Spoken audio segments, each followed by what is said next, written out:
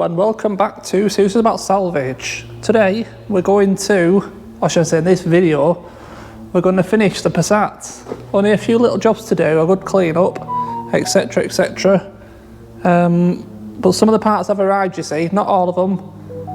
But I wanted to document the whole thing, so the video is going to start now, but it's going to be videoed over a few days to get everything tied up. So at the moment we've got an airbox, bonnet hinges, and the part I wanted the most was this bit, because I had to snap that piece off and I haven't been able to put any coolant in it without this on. So it's for the top of the radiator there. So I'll be glad to get that on. For a second I didn't think it fit, but it does. I'll be glad to get that on, then we can get some coolant in, get it up to temp, make sure everything's alright there. But like I said, we'll put the airbox in and we can also get the bonnet on and make sure everything lines up. At this moment I am still waiting for the engine mount and the throttle body, I think. Only two things that we need. But then yeah, a really good clean, a good polish, and just see where we end up with it really. So like I said, there is a few imperfections on the car. We've got a dent there, a little dent on the wing, and a few marks on this bumper. Mainly that, not the best. So yeah, we're just going to see what we can do without spending any more money on it really.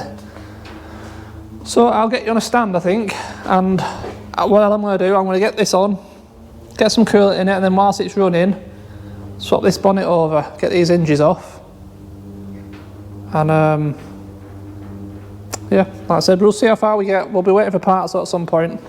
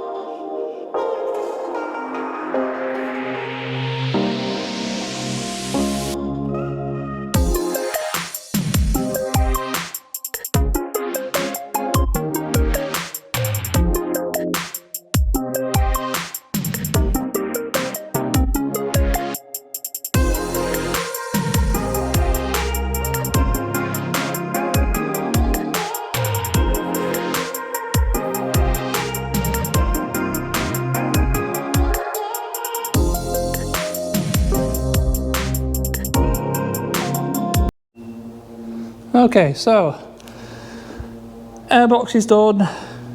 We've got this nice new radiator fitted on the holes there. I can't seem to figure out how these two go in. I know that goes like that. I get that. It's just what the hell. I mean, these two are off this car. So I don't get it. Right now, I'm guessing, alright, okay, it goes like that. I bet there's a plate that goes on the back. And there's an extra piece that goes from here to the air intake there. I bet that's it. So it does look like there's been a plate on the back of it, yeah, okay.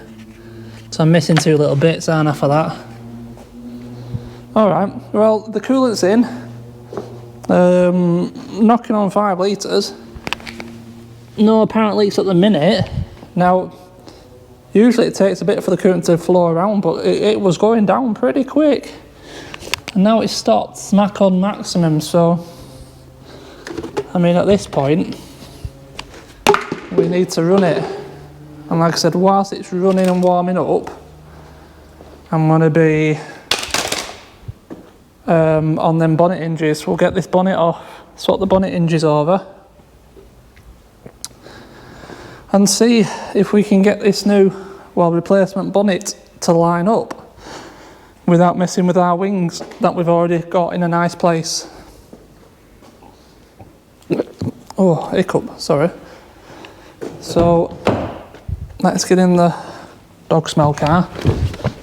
Oh, it still smells in here.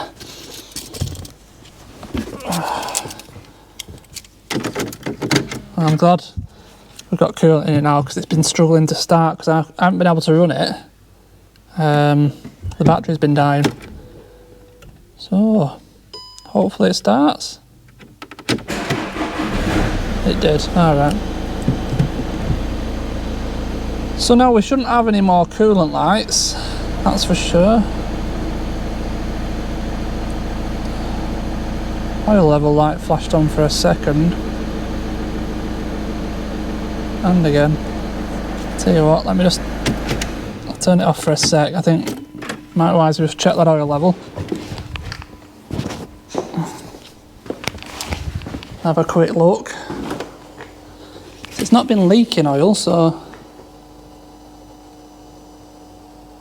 Let's just give it a chance to settle. And I'll dip that oil.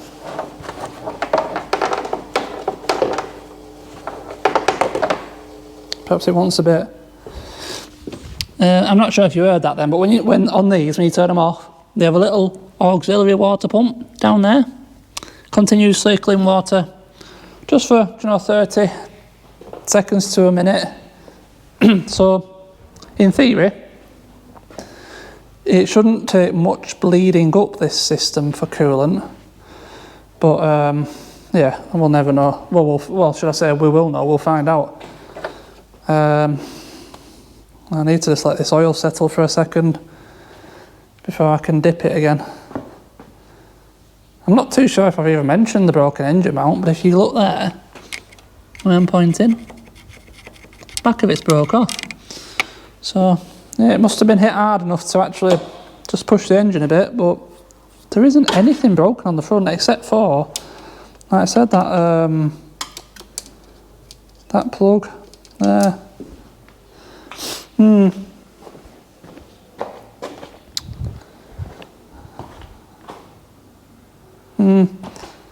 Alright, let's dip this oil. Let's have a look.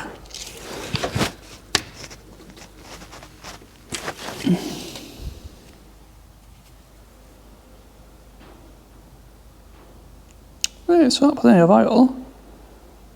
I mean, it's right smack in the middle, really.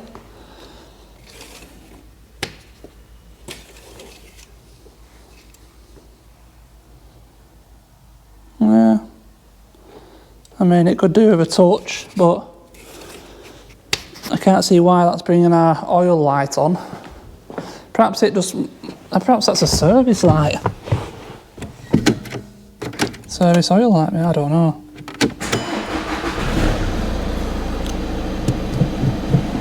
Let's see what happens.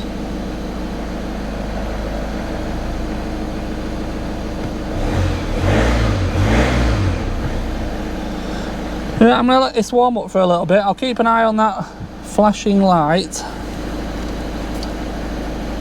And yeah, like I said, I'll get on with swapping that bonnet over. And I'll let you know how I'm getting on in a bit.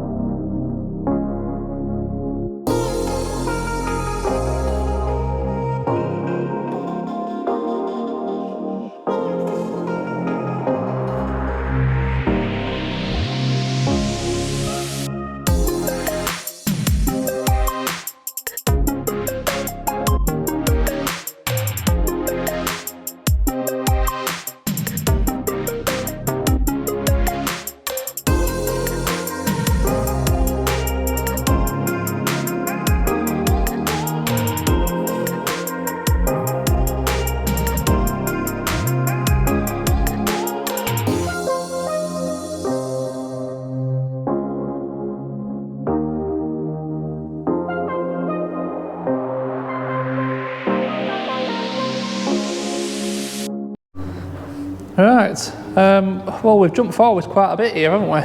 The car is actually complete now. I was pushed for time, and in all honesty, I totally forgot to turn the camera on. I've been in a bit of a rush to get this car finished because I'm actually taking it down to the in-laws today. So yeah, the bits and pieces I had to do, I've done over the last few days as the parts have arrived. So we've got the engine mount on. I think I showed you putting on the piece for the coolant. Everything I mentioned basically is now done on this car, and I've had a polish at the bonnet and the top of the wings, and it's come up a lot of the marks have come out. It wants another going over, but I'm just running out of time, so I'm going to take the actual stuff with me and have a go at it whilst I'm down there, because we're down there for a couple of days, you see. So I'll try and get these marks out on the bumper, especially try and get, that better. But all the marks out the bonnet are much better. You've got stone chips, it's a used bonnet. It's in with the age of the car. It's a 10-year-old car at the end of the day. But it's come out well. Everything lines up. It all drives really good. It does feel like a 50,000 mile car. Everything's tight, everything's fresh. I'm probably repeating myself on a few things on this video because I've forgotten what I've said, but we think it's got full Volkswagen service history as well. It just wants now a really good clean inside, but I'm leaving that to him. He can clean it. And yeah, I need to go at this roof as well with a polisher, try and get some of them out. You can see them now, can't you, on camera? But all in all, what I think, what's it standing at now? I got £100 back from the front end because I complained about how bad condition it was. So the whole front end was like £800 for everything, and then there was a few bits on top, maybe another 100 on miscellaneous, engine mount and coolant pipe, etc. Car was what? What is it? 1,600 here. So plus 9 stands us at about £2,500 this, which, let's be honest, 2.5 grand for a 50,000 mile Passat estate. I don't really think you can get much better for that, can you, really? If that's the money I was kind of spending and I needed a family car, I would be chuffed with this. I do need to do the numbers properly. It might be 650, but I wouldn't have thought any more than that. And yeah, it's not the prettiest thing, but it's a family car. It's going to get used. It's going to get car park ding. It's going to get marks and scratches. It needs to be reliable, and I'm sure it's going to be. The bit of driving I've done in it, it's been great. I only had one issue. For some reason, randomly, it was locking me out of second and fourth, and sometimes sixth as well. So it's really weird. Sometimes it would go in perfect, sometimes it went in a bit, but you could just feel like a spongy resistance. And it turned out that the old airbox where it smashed, this had dropped down right in next to the selector arm, and it was like, when the arm was hitting it, it was going like that and not letting it in sometimes. and sometimes it'd move out the way and let it go in. So it had me worried for a little bit, thinking that there was an underlying issue already. And I mean, if anything, I don't know how much of that I'm going to get out, but hey, like I said, it's a cheap salvage car. You can't expect them to be showroom condition. I'm pretty sure this kind of mileage, a Passat this kind of mileage, HPI clear, it's got to be £5 plus on it, you would have thought. I've not really looked into it, if I'm honest. But yeah, it's a good car. So it's going to get a good run now. So like I said, I'm driving this down today, down to near Peterborough. So I think it's like 170 miles. Like I said, the bit of pottering around I have done, let's just have a look. Now bear in mind it's very hilly around here. But the bit I've done, what, 20 miles? I need to get it to... In 20 miles, on the hilly roads, 44.4 miles per gallon. I mean, that's impressive around here. Like I said, there's nothing flat about where I live. So I'm interested to see how well it does, you know, going down there. It's going to be interesting because they do quote them as being very good on fuel. So yeah, like I said, unfortunately, there's not going to be much to this video because, like I said, I didn't have the camera on, but I suppose I could just show you quickly under the bonnet.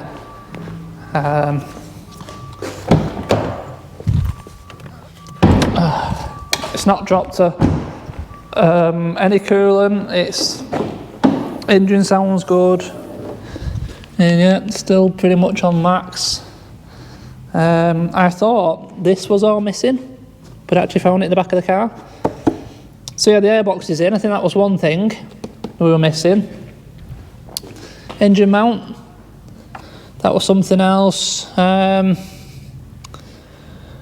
That's about it. I don't think there was anything else that we were missing, was there?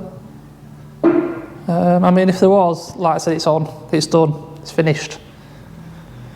So yeah, nice, quick, easy one again. Hope you've enjoyed this little series on the Volkswagen Passat. Oh, sun in my eyes, and I'm bald.